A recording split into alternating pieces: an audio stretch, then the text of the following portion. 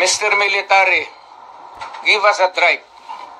The right of information that is true and correct, the right of redress of grievance, and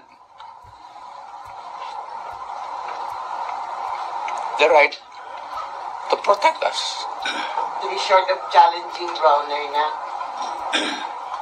To be short of challenging Browner na to act on it. Wala akong tina-challenge. I don't have to challenge to anybody. I'm challenged to the military itself. The whole of the military, kasi sila ang supposed to be protector of the Constitution. Now tell me, kung protector sila ng Constitution, are they willing to still protect the president who is a drug addict? The right to be heard, the right to be informed. Importante yan. Constitutional provision yan. Mr. General sa military. And the right of the people to seek redress of grievance. Kayo lang ang makabigay niyan ngayon. The right of information, you protect that right and allow us to use it. And we are seeking for redress of grievance of the abuses of government. Huwag na lang yung dalawang babae na kayo bang mga military pati police, would you still continue to support a drug addict? Alam ninyo kung pero tanong lang yung Presidential Security Command, puro military man yan. You did not go far. Yung mga tao ninyo sa military. Hanggang kailan kayo magsuporta ng drug addict na presidente? Sabihin mo sa amin. Kasi nagpapatulong kami to get the answers. Sana we cannot get a correct and accurate or true answer from kami ang magtanong. I don't know, basta hindi yan kudita, hindi yan basta sabi lang ng military. You are oppressing people and you are spending our money like water. Pati kami in the coming days, mawawalaan kami ng aming retirement, magalaw. Hindi kami sasalin sa inyo. Silent protest. Not taking orders at all. Hindi silent protest. Military lang talaga. Oh, military silent protest ba yan? Will not take orders from the commander-in-chief. Ano? They will not take orders from the commander-in-chief. That's it. Hindi, sabihin na nga niya. Ibig kong sabihin ang military, well, it's an option sa military. One, they just can sit there sa upuan nila, doon sa bukid, maglinis ng baril. Magsabi lang sila na we are not anymore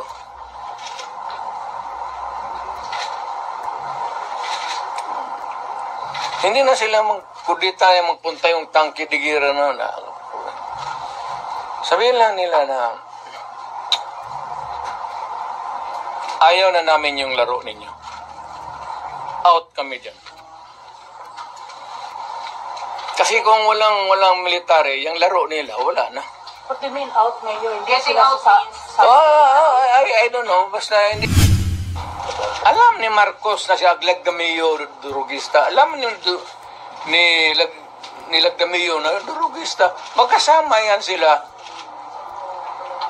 sa hit-hitan. So, another appropriate question would be yung ito with sincerity. Kayo bang mga military pati police, would you still continue to support a drug addict? Alam ninyo kung tanong lang yung Presidential Security Command. Puro military man yan. You did not go far. Yang mga tao ninyo sa military. Follow the President. Start smoking marijuana and graduate sa Cebu. Yung Presidente, ganon. The best example is ganon. But people are looking up to you as a patriot and nationalist. Ikaw yung... And people looking at me because that president is silent. Kita mo ulit siyang ginawa. Dapat at first stage pa ng laalitan, sandali.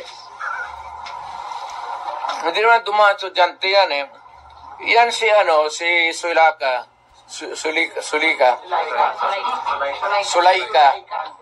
Sulaika, anak ni Joe Lopez yan. Sigma Rowan.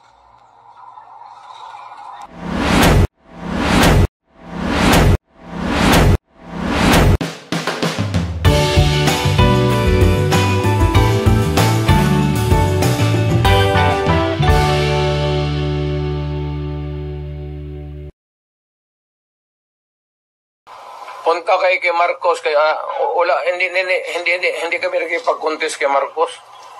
Never.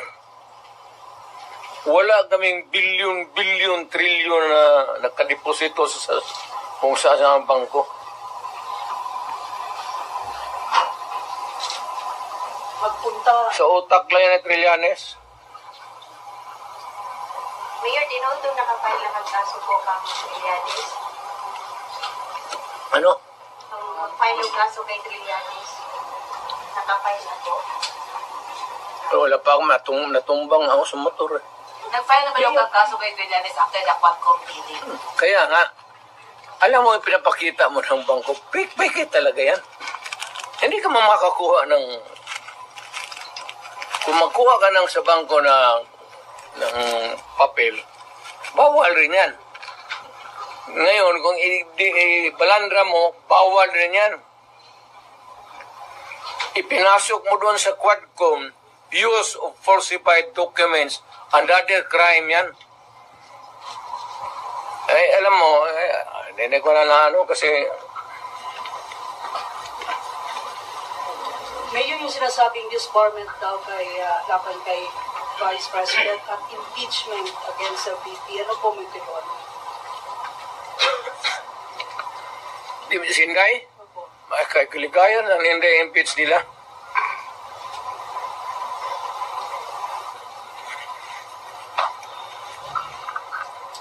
Total, malayo pa man yung 2028. Di ba pasyal sa mga pasyal sa... So she's running in 2028 for president. Hindi, wala siguro. Sabi mo ba malayo pa ang 2028? Therefore, yun ang conclusion. Kaya pa, malayo pa. Doon na tayo, pagdating natin, mag-decide tayo kung tama na yung, sabi ko nga kay Inday, tama na yung Vice President. Total, tatay niyan, Presidente man. Okay na yan. Mr. President, have you ever, there were reports that there were threats sa buhay ni Inday before at sa mga among his guards, and then did she ever confer with you or talk to you about it? We do not talk about politics, Inday. No, not politics, security. Security, kaya ni Inday. May security yan si Inday. Huwag kang maniwala, wala yung security. Being the father, sa tayo mong gibati ito, nakita niyo siya na she was seeking for help, and you... Sa tayo mong gibati ito, nakita niyo siya na she was seeking for help, and you were there. I suppose you were still awake that time. Gusto ito mong feeling na yun? Lingaw. Pinisugol. I am entertained. Wala man nangyayari sa anak ko. She is not hurt.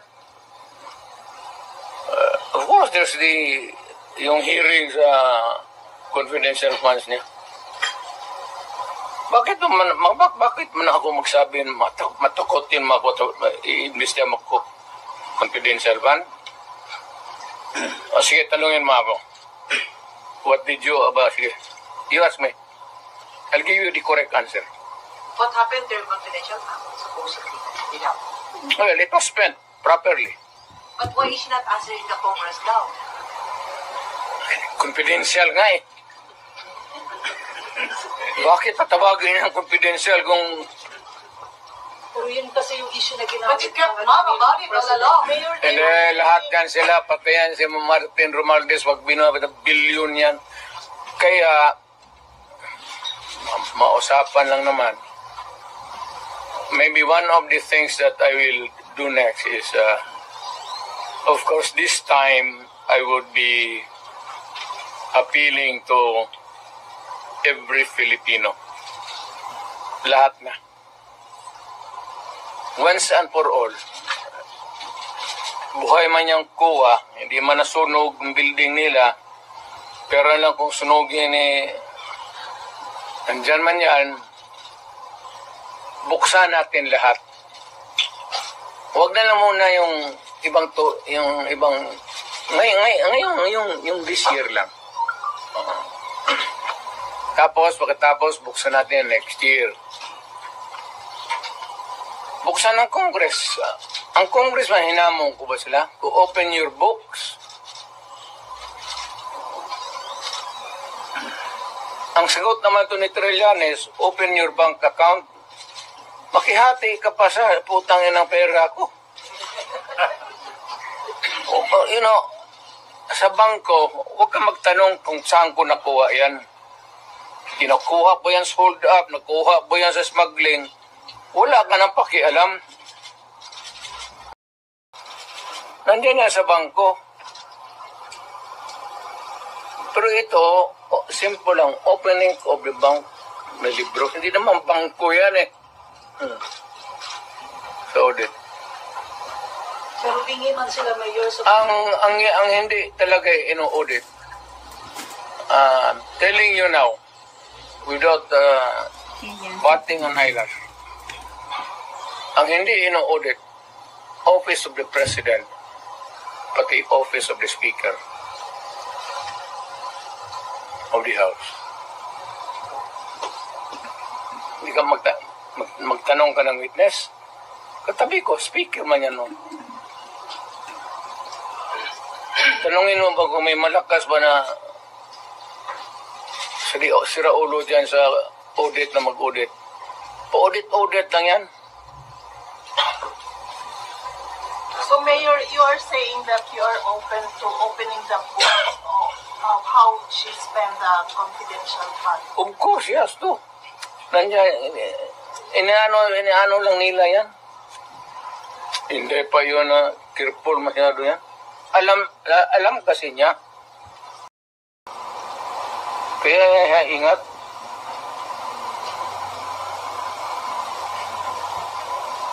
So, why can't she just explain it, Mayor?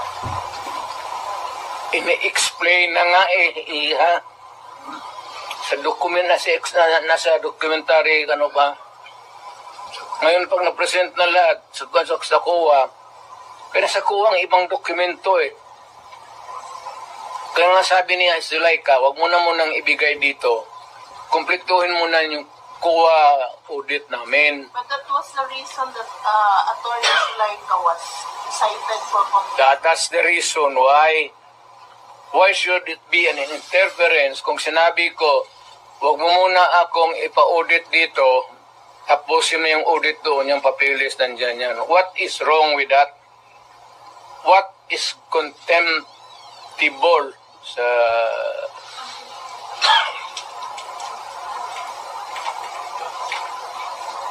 In a word, how will you describe all these procedures from the Senate to Congress calling you and your children for investigation? No, I cannot talk for the Senate. The Senate, it's a bit formal.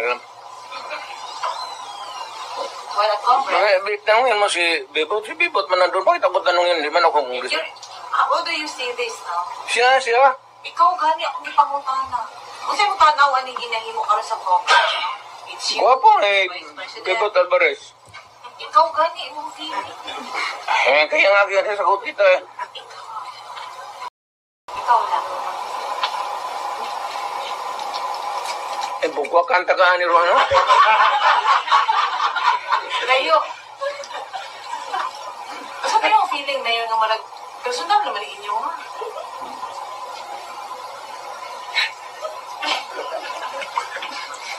Pero kayo na ba, no? You are... Yung pretended naivety ninyo, klaro masyado. Alam mo naman yung politika yan, eh. Alam ninyo, walang oposisyon, walang liberal.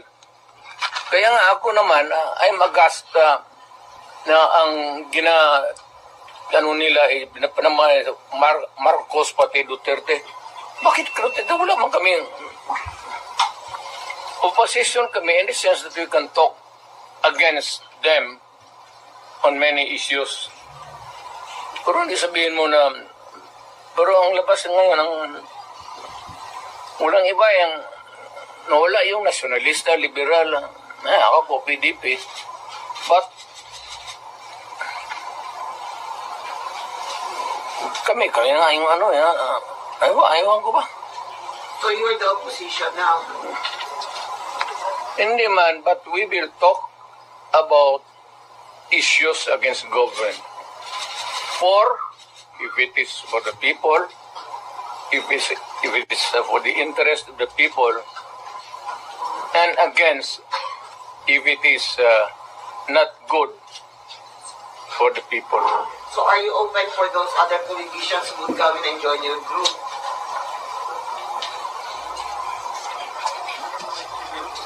Wala mang matapang na politician yan. Bebot lang man. Sir, who will join you? Walang matapang? Ha? Walang matapang na politician who will join you?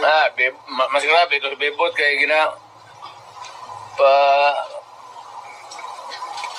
nung military, paanuhin na niya.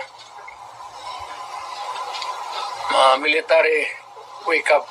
Sir, there are observers now from other countries. Hindi ganito yan, There's ha? a silent martial law in the Philippines. Correct. Yan. Ang tao ngayon wala nang mapuntahan. Kasi kay July ka. Biro mo,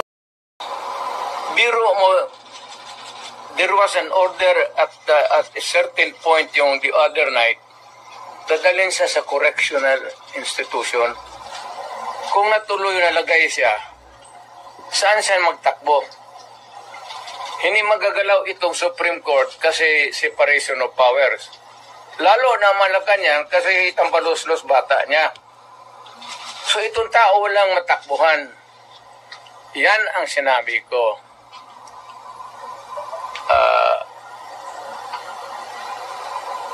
There is a fractured governance. Nabali lang, hindi lang na-sprain. There is a fractured in the governance sa ating Pilipinas ngayon. Walang makakorek niyan. Nobody can correct Marcos. Nobody can correct Romualdez. Nobody can... it's a long process mapapil sa Supreme Court. Unless you dala ka ng kaso doon, matagalan yan. Mga next year pa yan. So if you want a redress of grievance, there is no urgent remedy. So it is only the military who says. Kaya ang sabihin ko, Presidente ako, nakita ko ang sitwasyon.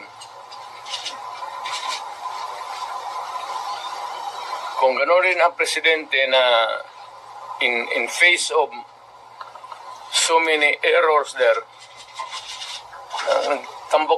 nagtupak-tupak na ng hanggang nagkaroon ng breakage, fractured governance.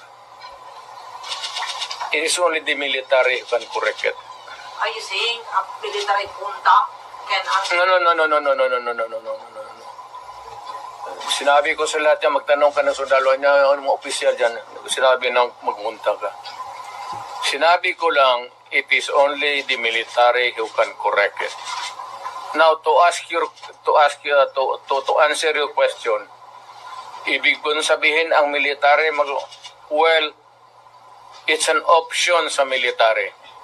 One, they just can sit there sa upuan nila, doon sa bukid, maglinis ng baril. Magsabi lang sila, we are not anymore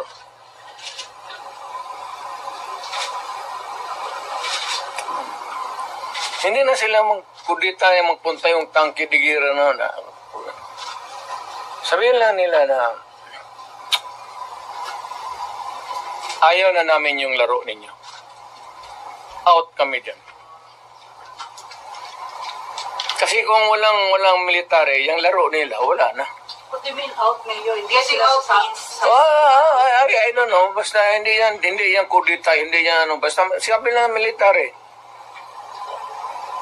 You are oppressing people and you are spending our money like water. Pati kami in the coming days, mawawalaan kami ng aming retirement, magalaw. Hindi kami sasali sa inyo. silent protest, not taking orders at all. Hindi silent protest. Military lang talaga. Oh, military silent protest, Mayor. Will not take orders from the commander-in-chief. Ano? They will not take orders from the commander-in-chief. That's it. Hindi, sabihin na nga niya, Sir, wag mo kaming isali. Pati kami, ang mga asawa ko nagtrabaho sa gobyerno, nakataya. Tingnan mo naman yung pera. Kinuha ninyo sa GSIS, PhilHealth, 89. Ganun sample survey? Pinagbili nila, saan itong pera? 25 tons of gold reserves natin sold amounting to 129 billion.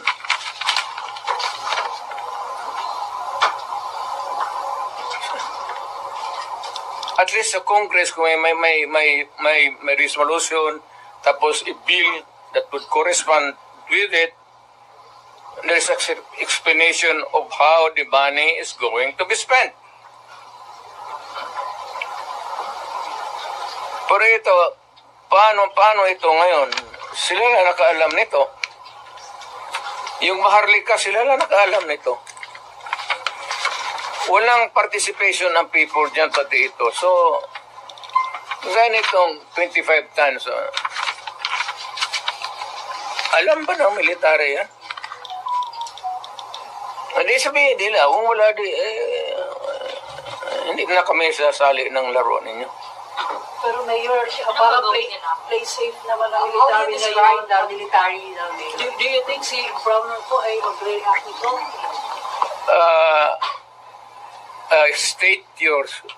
Can you restate your statement?